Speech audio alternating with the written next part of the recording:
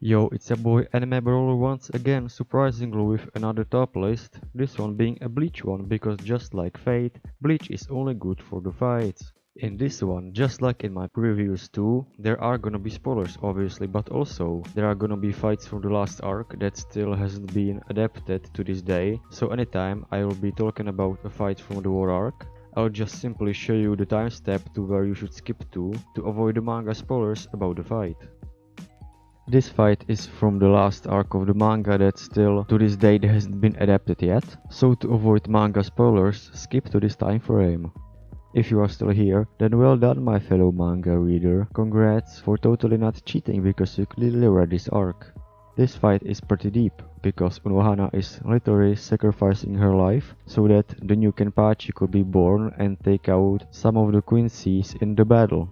This training also got Kenpachi's Zanpakuto name to finally transform into his Bankai state. Next fight at the number 9 spot is Aizen vs everyone from the Aizen arc. Dude, if you don't like this then you're whack, because this shit's epic. Next fight at the number 8 spot is Ichigo vs Renji from the Soul Society arc. This fight is pretty great. Not only that this fight was a build-up from before Soul Society arrival when Ichigo tried to save Rukia when they were retrieving her, but he failed miserably, so this was kinda a redemption fight for Ichigo also. And in this fight you also find out that Renji actually cares about Rukia, which is pretty deep if you ask me. I mean, when they got split up after Rukia was taken in by the Byakuya family, Renji kinda forgot their relationship with one another, and him fighting Ichigo made him realize that. Next fight on this list is Ichigo vs Kenpachi, also from the Soul Society arc. Easily one of the most thrilling battles in the series. Kenpachi is a total badass. He just stood there, taking all of Ichigo's hits and cuts like it was nothing. Also, his eye patch that eats some of his power away is just so cool. Next fight on this list, at number 6 spot, is Ichigo vs Grand Fisher from the first arc, the Substitute Soul Reaper arc. I'm kinda biased for this one because I really like the first arc of Bleach. Although I have been hearing from some of Bleach fans saying that they didn't like the first arc even though I think it's pretty amazing. Grand Fisher was the one that killed Ichigo's mother, and when we see Ichigo not winning against him when he got a chance, it was just powerful. Next fight on this list is Ichigo vs Grimmjow from the Hueco Mundo arc.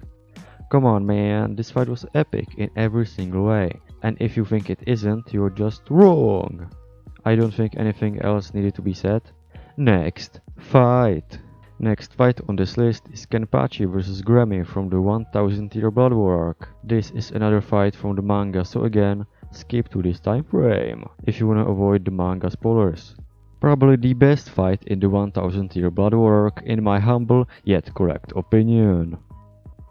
Not only that it was a really epic fight, like how many times you get a chance in Bleach where Kenpachi has a chance to cut out an entire freaking meteor in half, but it was also thematically deep with Grammy dying because of his attempt of copying Kenpachi's body, because he wasn't made for his greatness that only Kenpachi had.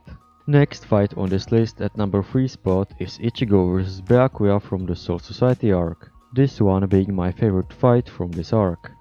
I really like this fight because in here, both Ichigo and Byakuya are fighting for justice, but for a completely different one.